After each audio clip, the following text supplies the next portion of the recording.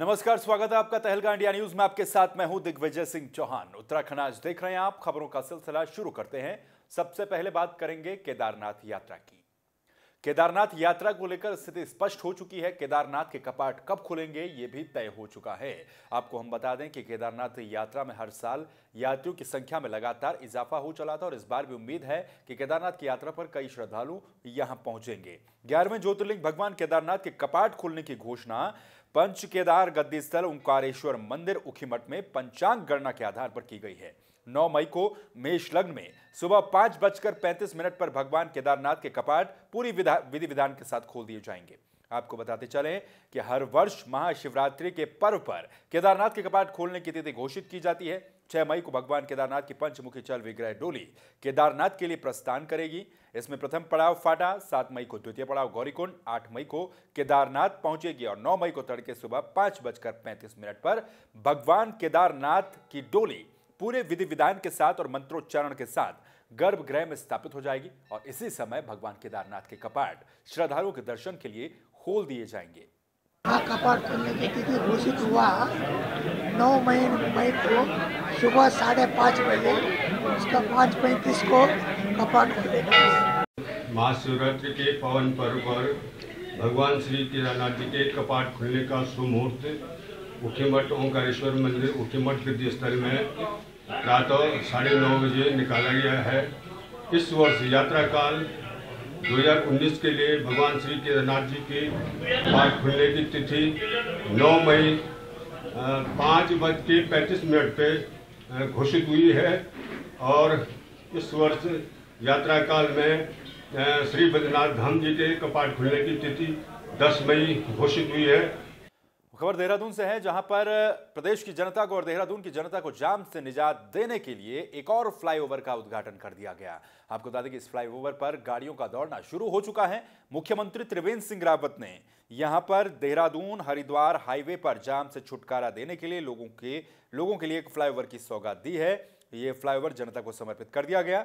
इस पर वाहन दौड़ना शुरू हो गए। फ्लाईओवर का कार्य पूरा हो चुका है। इस फ्लाईओवर के बनने से ISBT से रिस्पना पुल तक का सफर अब आसान हो जाएगा, जिससे लोग जाम में नहीं फंसेंगे। आपको बता दें कि अजबपुर फ्लाईओवर की लागत करीब 70 करोड़ रुपए थी। जिस कंपनी को काम दिया गया था वो इसे 50 करोड़ रुपए में पूरा कर चुकी है। 4 लेन फ्लाईओवर की लंबाई करीब 900 मीटर है। वहीं ISBT के पास वाई शेप फ्लाईओवर का निर्माण कार्य भी तेज गति से चल रहा है। मुख्यमंत्री ने कहा कि इस पुल को समय से पहले तैयार किया जाना है और इससे न केवल स्थानीय लोगों को जाम से निजात मिलेगी बल्कि यातायात की व्यवस्था भी यहां पर और ज्यादा सुगम हो जाएगी। सीएम ने एक और फ्लाईओवर रेस कोर्स में बनाने की घोषणा भी की है। ये जो हमारा सहारनपुर बाईपास का अजबपुर फ्लाईओवर है, आज इसका लोकार्पण किया गया है और ये भी जो समय सीमा थी उससे पहले बना है। शायद बरसात के वजह से थोड़ा दिक्कत हुई होगी, नहीं तो और पहले बन सकता था और इसके लिए मैं बधाई देना चाहूँगा माननीय केंद्रीय सड़क परिवहन मंत्री जी को, विभाग के अधिकारियों को, जिन्होंने इसको समय पर इस काम को पूरा किया है। वहीं एक तरफ सीएम त्रिवेंद्र सिंह रावत इन दिनों घोषणाएं कर रहे हैं तो दूसरी तरफ विपक्ष इन घोषणाओं पर निशाना साध रहा है। आपको बता दें कि नेता प्रतिपक्ष इंदिरा हृदयेश ने सीएम त्रिवेंद्र सिंह रावत की घोषणाओं पर निशाना साधते हुए कहा कि सीएम सिर्फ और सिर्फ कोरी घोषणाएं कर रहे हैं। आपको बता दें कि लोकार्पण, शिलान्यास और घोषणाओं पर विपक्ष ने सवाल खड़े कर दिए। नेता प्रतिपक्ष इंदिरा हृदयेश का कहना है कि मुख्यमंत्री को सिर्फ उन्हीं योजनाओं के शिलान्यास और घोषणाएं करनी चाहिए जिसके लिए सरकार के पास बजट हो, लेकिन सरकार की कोई भी योजनाएं जमीन पर नहीं दिखती। उनका कहना है कि जनता को अच्छी सड़क, पीने का साफ पानी, इन जैसी मूलभूत सुविधाओं की जरूरत होती है, जिसको पूरा करने में त्रिवेंद्र सरकार नाकाम साबित हुई। उन्होंने आरोप लगाते हुए कहा कि बीजेपी चुनाव के समय सांप्रदायिक और भावनात्मक मुद्दों को लेकर आ जाती है, लेकिन देश की जनता समझदार है, वो इस बार लोकसभा चुनाव में बीजेपी को सबक सिखाएगी। देखिए, ये बड़ा दुर्भाग्यपूर्ण है। हम जितना कर सके उतना कहना चाहिए, हमेशा से है और हमने यही सीखा है। खासकर तिवारी जी कहते थे, हम जब कोई बात कहें तो ये भी समझ ले जब हम सरकार में नहीं रहेंगे तो उस बात की आलोचना भी नहीं कर पाएंगे। लेकिन अब ये करोड़ों की योजनाएं सुन रही हैं आप, कई हजार करोड़ की हो गई होंगी दिल्ली से लेके यहाँ तक, और ज़मीन पर लोगों को कुछ नहीं मिल रहा है, लोग परेशान हैं। तो लोगों की सामान्य ज़रूरत की चीज़ें अच्छी सड़क दें, अच्छा पानी दें, पानी भी शुद्ध दें, अच्छा दें। दिन भर दिखाते हैं काला पानी, गंदा पानी। अच्छा स्वास्थ्य दें। ये आयुष्मान योजना अब तो पूरी तरह फेल है। अब देखिए, लोकसभा का चुनाव मुद्दों पर लड़ा जाना चाहिए। वहीं नेपाल बॉर्डर पर खटीमा के चकरपुर में पुलिस मुस्तैद नजर आ रही है। सीमा पर महाशिवरात्रि को देखते हुए सुरक्षा व्यवस्था के चाक चौबंद इंतजाम किए गए थे। खुद एसएसपी ने यहां पर आकर सुरक्षा व्यवस्था का जायजा लिया। यहां पर लगने वाले शिवरात्रि मेले में सुरक्षा व्यवस्था को चेक करने पहुंचे एसएसपी ने जायजा लिया। चाक चौबंद होने की बात कही। पुलवामा आतंकी हमले के बाद, भारत और पाकिस्तान में बड़े तनाव के बाद जहां पूरा देश अलर्ट पर है, वहीं इसके बाद किसी भी परिस्थिति से निपटने के लिए सुरक्षा को लेकर उधम सिंह नगर जिले की पुलिस भी अलर्ट पर बनी हुई है। 2 दिन पूर्व चंपावत जिले के बनबसा में मिले मोटार के बाद बॉर्डर में हाई अलर्ट है। वहीं शिवरात्रि के अवसर पर जिले में होने वाले आयोजनों को लेकर भी पुलिस ने अलर्ट रखा। शिवरात्रि पर जिले के खटीमा के चकरपुर इलाके में पौराणिक 7 दिवसीय शिवरात्रि मेले का निरीक्षण करने खुद एसएसपी खटीमा पहुंचे और व्यवस्था का जायजा लिया। सीमा पर अधीनस्थ अधिकारियों को भी उनके द्वारा निर्देश दिए गए। आज आप जानते हैं महाशिवरात्रि है, सभी जगह जल चढ़ाया जा रहा है श्रद्धालुओं द्वारा। जसपुर से लेके खटीमा तक हमारे जितने भी मंदिर हैं वहाँ सब जगह ड्यूटी लगाई गई है। ये हमारे जो क्षेत्राधिकारी हैं सीओ साहब, उन्होंने बताया था कि 10 दिवस का वृद्ध मेला यहाँ पर होता है, उसके लिए आपने फोर्स भी डिमांड किया था। तो वृद्ध मेला था, इस वजह से हमने सुरक्षा व्यवस्था क्या है, पार्किंग की क्या व्यवस्था है, ये सब देखने के लिए आज यहाँ पर निरीक्षण भ्रमण के लिए आए थे। स्थानीय जो कमेटी है उससे भी चर्चा हुई है। वहीं महाशिवरात्रि के मौके पर पछवा दून में लगने वाले मेलों में और पछवा दून के तमाम शिवालयों में भी रौनक देखने को मिली। यहाँ पर भी शिव भक्त लगातार मंदिरों में पहुंचते चले गए और भगवान शंकर का जलाभिषेक करते हुए नजर आए। इसी क्रम में विकासनगर के अंतर्गत बाड़वाला में स्थित पौराणिक शिव मंदिर में भक्तों का तांता लगा रहा, जहां दूर दराज से आए भक्तों ने विधि विधान के साथ पूजा अर्चना कर अपनी मन्नतें मांगी। आपको हम बता दें कि बाड़वाला में स्थित पौराणिक शिव मंदिर को सैकड़ों साल पुराना माना जाता है, जिस वजह से जौनसार बाबर और हिमाचल प्रदेश का केंद्र बिंदु बाड़वाला, यहाँ पर काफी भक्त जुटते हैं। वहीं लंबे समय के बाद सोमवार के दिन महाशिवरात्रि की वजह से यहाँ पर काफी ज्यादा भीड़ देखने को मिली। लोगों ने यहाँ पर जमकर खरीदारी भी की और मेले का आनंद भी लिया। यहाँ पूरा पछवा दिन जौनसार बाबर के लोग आते हैं और ऐसा सौभाग्य है कि 4 साल बाद ये आज शिवरात्रि पड़ी और सोमवार का दिन है। सबसे बढ़िया श्रद्धालुओं के लिए होगा और भगवान भोलेनाथ उनको आशीर्वाद देंगे और हम लोग दूर दूर से आ रहे हैं अपनी मनोकामना के लिए। कहते हैं कि इस मंदिर में जो जलाभिषेक करते हैं उनकी मनोकामना पूरी हो जाती है। उत्तराखंड आज के इस बुलेटिन में फिलहाल यहाँ पर रुक रहे हैं एक छोटे से ब्रेक के लिए, लेकिन ब्रेक के उस पार खबरों का सिलसिला जारी रहेगा।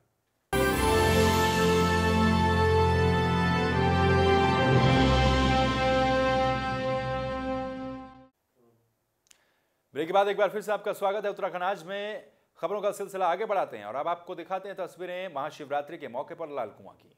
लाल कुआं में भी महाशिवरात्रि के मौके पर भारी भीड़ भक्तों की देखने को मिली। मंदिरों में, शिवालयों में भक्त सुबह से ही भगवान शंकर का जलाभिषेक करने के लिए पहुंचे थे और सुरक्षा के भी चाक चौबंद इंतजाम यहां पर किए गए थे। वहीं आस्था का अलौकिक केंद्र नाम से विख्यात श्री हंस प्रेम योग आश्रम में महाशिवरात्रि का विशाल मेला लगा। आपको बता दें कि यहाँ लगने वाला मेला कई दशकों से चला आ रहा है, जिसमें हजारों की संख्या में श्रद्धालु पहुंचते हैं। यहाँ बने प्राचीन शिवालय पर गंगा जल चढ़ाकर मनोकामनाएं भक्तों के द्वारा मांगी जाती हैं। भक्तों और श्रद्धालुओं की माने तो शिवरात्रि का अपने आप में एक अलग ही महत्व होता है। आज के दिन भगवान भोलेनाथ से जो भी मन्नत मांगी जाती है वो पूरी हो जाती है। कई श्रद्धालुओं ने यह भी बताया कि क्षेत्र की सुख शांति और समृद्धि के लिए वो यहाँ पर पूजा अर्चना कर रहे हैं। इस आश्रम के आसपास के क्षेत्र के अलावा अन्य शहरों से भी लोग यहाँ पर पहुँचते हैं, जिससे साफ तौर पर पता चलता है कि आश्रम के प्रति लोगों की कितनी गहरी आस्था है। शिवरात्रि का महत्व जो है, जो शिवरात्रि में भगवान शिव ने पार्वती के साथ विवाह किया था, इसके वजह से मनाया जाता है। और यहाँ अपनी मनोकामना को पूर्ण करने के लिए भक्त श्रद्धालु लोग सभी लोग अपनी मन की अंतर आत्मा से परमात्मा का मिलन कहा जाता है। अध्यात्म की दृष्टि से जो सर्वश्रेष्ठ मानव जीवन को धन्य करता है, इसलिए भक्त लोग अपनी मन को सर्वप्रथम मन को एकाग्र करके जो भक्ति भाव से जल चढ़ाए, जल स्वरूप कुछ भी समर्पित करे, तन मन धन से जो भी समर्पित करे, तो उससे उसकी मनोकामना पूर्ण करते हैं भगवान शिव रूपी। त्यौहार है। शिवरात्रि में शिव जी को जल चढ़ाया जाता है शिव मंदिर में, और मेला का पावन है, और ये फागुन के महीने में आता है। बहुत ही अच्छा। आज के दिन भगवानों का दिन होता है, बहुत ही खुशी मनाते हैं, सब कुछ चढ़ाते हैं भगवानों को। क्या लगता है आज के दिन में मनोकामना? दूध और बेरी सब कुछ चढ़ाते हैं मंदिर में। वहीं गदरपुर में भी एक पौराणिक मंदिर है और उस मंदिर में भी श्रद्धालुओं का तांता शिवरात्रि के मौके पर लगा रहा। यहाँ पर भी लोग पहुँचते रहे हैं। अभी भी यहाँ पर लोगों का जुटना जारी है। लोग यहाँ पर मंदिरों में पूजा अर्चना करने पहुँचते हैं और पौराणिक महत्व के अनुसार 300 वर्ष पुराना शिव मंदिर शिवरात्रि के मौके पर और भी ज़्यादा जगमगा जाता है। 5 दिवसीय मेला हर साल यहाँ पर लगता है। इसका शुभारंभ हो गया। ये मंदिर आदिवासी बुक्सा जनजाति के लोगों को प्रगाढ़ आस्था का प्रतीक है। इस मंदिर के बारे में लोगों का मानना है कि शिवरात्रि के दिन सच्चे मन से शिवलिंग पर जल चढ़ाकर मांगी गई सभी मुरादें पूरी हो जाती हैं। इस ऐतिहासिक और धार्मिक महत्व के प्राचीन शिव मंदिर के साथ तमाम कहावतें जुड़ी हुई हैं। आपको बता दें कि चंदयान ग्राम के चंदू सिंह बुक्सा के परदादा के बड़े भाई की कोई संतान नहीं थी, ये मान्यता है, और उन्होंने शिव जी की घोर आराधना की थी और उसके बाद उन्हें उनकी मुराद पूरी हुई थी।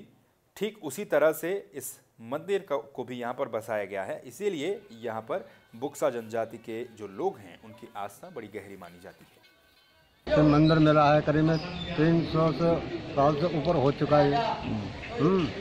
तो ये मनौती मांगते हैं, वो उसकी मनोकामना है पूरी होती है।